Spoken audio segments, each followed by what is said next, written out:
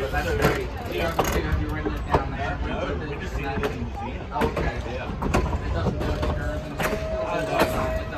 Well, it goes out like here. Years ago, I was at my daughter's softball game. And I was sitting there in the track. It feels like it's a track. Well, I'm sitting there and it's trying to go real slow. It's going real slow. I guess it's going to the next destination. So I got I snapped a couple pictures of it as it went down the track. Like, real quick, I went, so I got, yeah. So it was in Strasburg, probably about an hour and a half from Norfolk Road.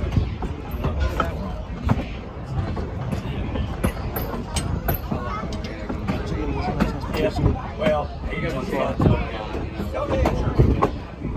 State Skyland. Oh, yeah. Yeah, I've been down that way a lot.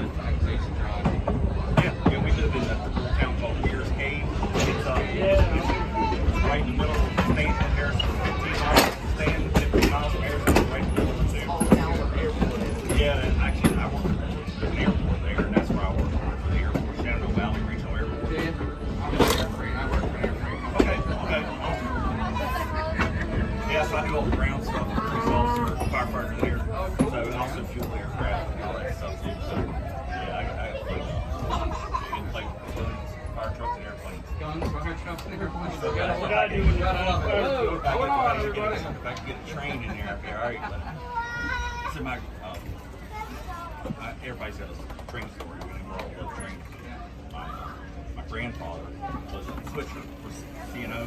He retired from CNO. CNO, Chessie Systems, CNO.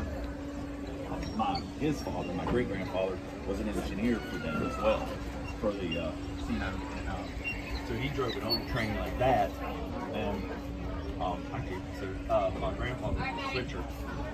So he, and my grandfather moved to Fishersville. That was awesome, man. This was one of the best ones. Hold on, just a second. And then I don't know.